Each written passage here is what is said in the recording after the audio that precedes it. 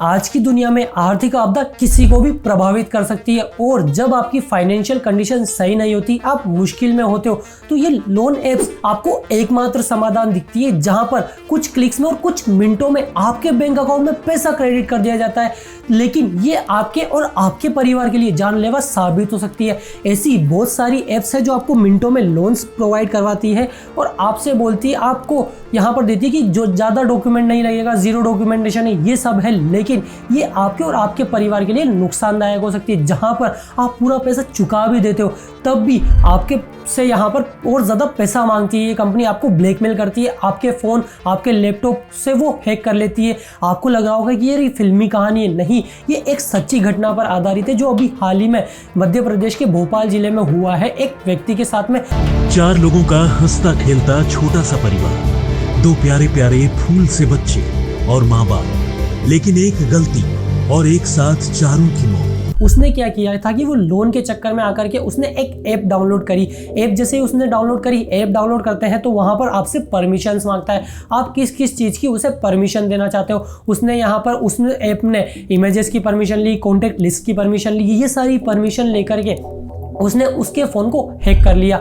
जहाँ पर वो लोन के ट्रैप में तो फंसा ही फंसा, साथ ही साथ उसे ब्लैकमेल भी किया जा रहा था। जो उसकी फैमिली मेंबर्स थे उनको अश्लील वीडियो सेंड कर रहे थे उसी के नंबर से फ़ोन को हैक कर करके, तो वहाँ पर उसे ब्लैकमेल किया जा रहा था, ये पैसा दो, नहीं तो हम इसे ये भेजेंगे, वो आपका फ़ोटो है, आपके फ़ोटो को बोलेंगे कि ये लोन डिफ़ॉल्टर है, इसे ये कर दिया, वो कर दिया। वो सारी चीज़ें हैं जिसके माध्यम से आपको पूरा ब्लैकमेल किया जाता है। और जब उस व्यक्ति को कोई सोल्यूशन नहीं दिखा तो उसने यहाँ पर अपने परिवार के साथ में एक आखिरी सेल्फी ली, उसके बाद अपने परिवार के साथ में आत्महत्या कर ली। लेकिन ये चीज़ दोस्तों बहुत दर्दनाक थी मेरे लिए जब मैंने इस न्यूज़ को पढ़ा, क्योंकि 3 साल का बच्चा और 8 साल का बच्चा था। तो इस वजह से मैं ये वीडियो को बना रहा हूँ। आपको अवेयरनेस होनी चाहिए फाइनेंस से रिलेटेड। कहीं पर भी आप लोन ले रहे हो तो कौन सी चीज़ें आपको जो देखनी चाहिए। कोई भी ऐप, फर्जी ऐप्स आपके मार्केट में मिल जाती है कि यार ये ऐप है, लोन दे दिए, ले लो।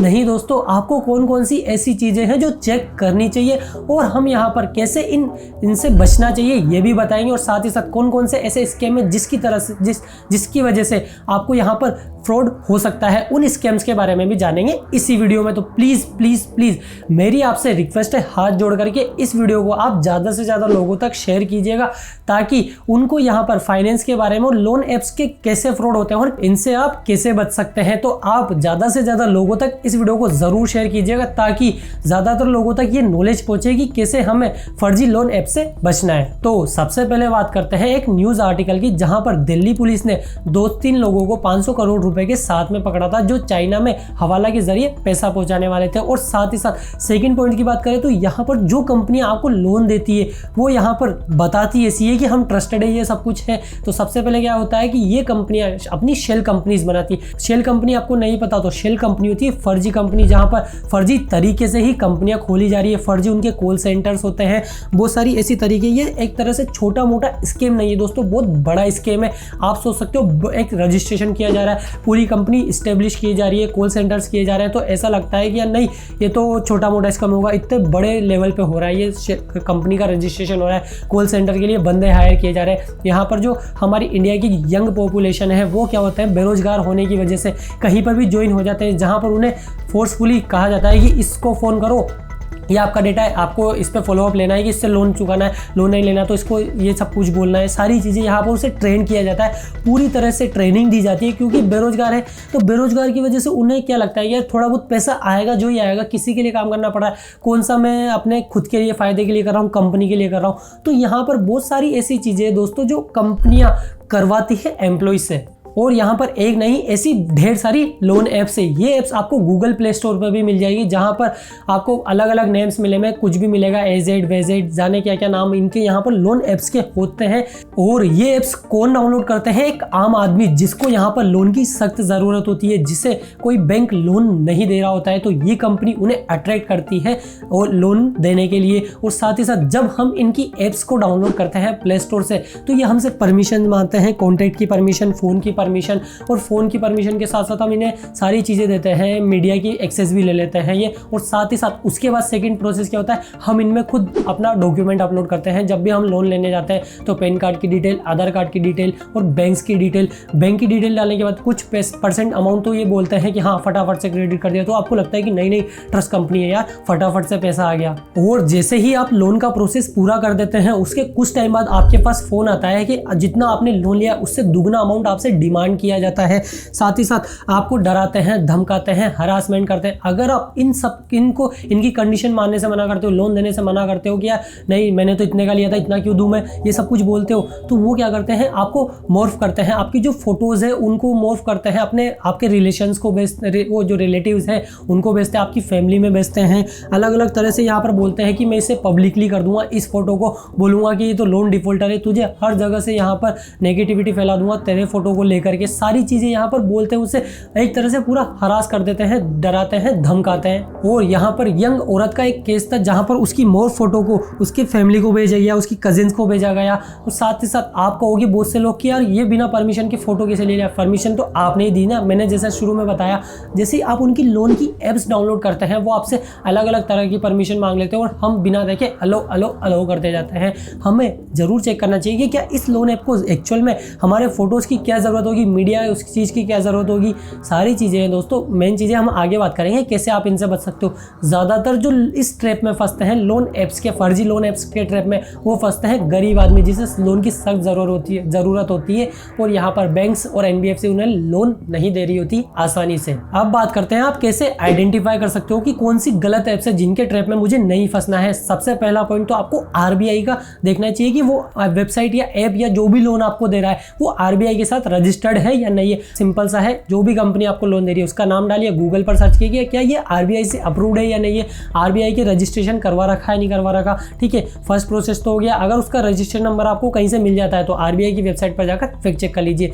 सेकंड है यहाँ पर उनका फिजिकल एड्रेस देखिए। फिजिकल एड्रेस ज़्यादातर कंपनीज में नहीं मिलेगा आपको ऐसा लगेगा कि यार उन्होंने दे रखा होगा, लेकिन आपको फैक्ट चेक करना है कि फिजिकल एड्रेस एक्चुअल में है भी या नहीं है। और जो भी आपको लोन दे रही है ना उनकी वेबसाइट देखिए, ज़्यादातर कंपनीज की वेबसाइट नहीं होती और बहुत सी कंपनीज यहाँ पर वो ये वीडियो देख के वेबसाइट भी बना लेती है। तो क्या देखना है आपको, वहाँ पर वेबसाइट सिक्योर होनी चाहिए, HTTP की जगह HTTPS होना चाहिए। यहाँ पर सिक्योर में आपको लॉक का आइकन दिख जाता है, ग्रीन सिग्नल आ जाता है। ठीक है, सिक्योर होगी तो थोड़ा सा यहाँ पर देख सकते हैं। उसके अलावा यही चीज़ नहीं, ये पॉइंट वेबसाइट है सिक्योर्ड है यही नहीं, RBI से रजिस्ट्रेशन ज़रूर देखना, RBI के अंडर ज़रूर आनी चाहिए। उसके बाद जब वो आपको लोन दे रही है तो क्या वो आपकी क्रेडिट हिस्ट्री चेक कर रही है या फिर नहीं कर रही। बिना क्रेडिट हिस्ट्री ही चेक करे दे रही है तो यहाँ पर थोड़ा सा सतर्क होना है, क्योंकि कोई भी लोन देने वाला क्रेडिट हिस्ट्री चेक किए बिना लोन नहीं देता है। मैं ही आपसे पूछता हूँ, आपने किसी को 1000 रुपये दिए, अगली बार उसने 1000 रुपये आपको दिए ही नहीं जब भी उसकी ड्यू डेट थी। ठीक है, तो क्या अगली बार जब वो लोन लेने आएगा या पैसा लेने आएगा आपसे तो क्या आप उसे दोगे? नहीं दोगे ना। तो यही क्रेडिट हिस्ट्री रिकॉर्ड रखती है कि आपने किसी भी बैंक से लोन लिया है, कुछ भी चीज़ ली ना, तो उसे टाइमली रीपेमेंट किया है या नहीं किया। अगर टाइमली रीपेमेंट किया है तो आपका क्रेडिट हिस्ट्री अच्छे से होती है, ताकि कभी भी आप लोन लेने जाओ तो इजीली आपको अप्रूव मिल जाए। तो यही चीज़ है, क्रेडिट हिस्ट्री जरूर चेक करना चाहिए कंपनी को। और साथ ही साथ बहुत सी कंपनियां क्या है कि प्रोसेसिंग फीस आपसे पहले ही ले लेती है, बोलती है कि नहीं प्रोसेसिंग करने के लिए आपको पैसे देना पड़ेगा, 4000-5000 रुपये की प्रोसेसिंग फीस है, उसके बाद गायब हो जाते हैं। तो आपसे इसी तरह से कमाई कर लेती है। और नेक्स्ट पॉइंट है, आपको लोन एग्रीमेंट देखना चाहिए कि क्या वो कंपनी लोन एग्रीमेंट करवा रही है नहीं करवा रही। लोन एग्रीमेंट जरूर करवाना चाहिए जहां पर मेंशन होता है कि आपको कितना इंटरेस्ट रेट लगेगा एनुअली, अगर EMI क्या होगी, रीपेमेंट का शेड्यूल क्या होगा, अगर आप डिफॉल्ट कर जाते हो EMI में तो पेनल्टीज कितनी लगेगी, किस % के हिसाब से लगेगी। इसकी वजह से ये नहीं है कि कंपनी का फायदा है डॉक्यूमेंटेशन में, कंपनी डॉक्यूमेंटेशन करने में या पेपर वर्क करने में आपका भी फायदा है, क्योंकि वहां पर राइट्स प्रोटेक्ट होते हैं। कंपनी कल को ये उठा के नहीं बोल सकती कि इतना इंटरेस्ट रेट हम मांग रहे हैं आपसे, इतनी पेनल्टीज मांग रहे हैं, क्योंकि वहां पेपर वर्क हुआ है, सारी चीजें हुई है ना। तो आपको देखना है कि पेपर वर्क में सारी चीजें मेंशन होती है, जहां पर आपका पूरा राइट प्रोटेक्ट हो जाता है। कल कंपनी आपसे ज्यादा इंटरेस्ट या ज्यादा पेनल्टीज की डिमांड नहीं कर सकती अगर उसने लोन एग्रीमेंट किया है तो। और अगर आपको ऐसे फ्रॉड कहीं ना कहीं आसपास देखने को मिलते हैं, अपनी फैमिली में, अपने रिलेटिव्स में या फिर अपने नियर बाय में, तो प्लीज़ हमें कमेंट करके उनकी स्टोरीज बताइए, जहां पर जाकर के नीचे जाकर के कमेंट ज़्यादा से ज़्यादा ऑडियंस पड़ेगी तो उन्हें अवेयरनेस मिलेगी कि किस किस तरह के स्कैम्स हो रहे हैं। सेकंड पॉइंट है, आपको वहां पर रिपोर्ट करना है RBI को, साइबर पुलिस सेल को यहाँ पर रिपोर्ट करना है। साथ ही साथ जो गूगल प्ले स्टोर पर जाकर के वो वो ऐप्स देखिए, अगर है तो उसे वहाँ पर जाकर रिपोर्ट कीजिए ताकि गूगल उन पर एक्शन ले सके, उन ऐप्स को रिमूव कर सके। तो आपका इतना फ़र्ज़ तो बनता है, अगर किसी के साथ गलत हो रहा है तो प्लीज़ आप उसकी इतनी तो हेल्प कर ही सकते हैं। तो आपको इन सारे स्कैम्स से अवेयर ज़रूर रहना चाहिए। हमारी वीडियोस देखा करो जहाँ पर हम आपको स्कैम से रिलेटेड भी बताते रहते हैं, डार्क रियलिटी बताते हैं, फाइनेंशियल एजुकेशन बताते हैं, मनी मैनेजमेंट, शेयर मार्केट, हर चीज़ से रिलेटेड हम आपको बताते हैं। तो प्लीज़ हमारे चैनल पर बने रहिए जहाँ पर हम आपको बताते रहते हैं। अगर आपको फाइनेंस की सही से नॉलेज होगी तो आप कहीं पर भी फ्रॉड नहीं हो पाओगे, आपका पैसा सही से बचा पाओगे और कहीं ना कहीं किसी की ज़िंदगी भी बच पाएगी।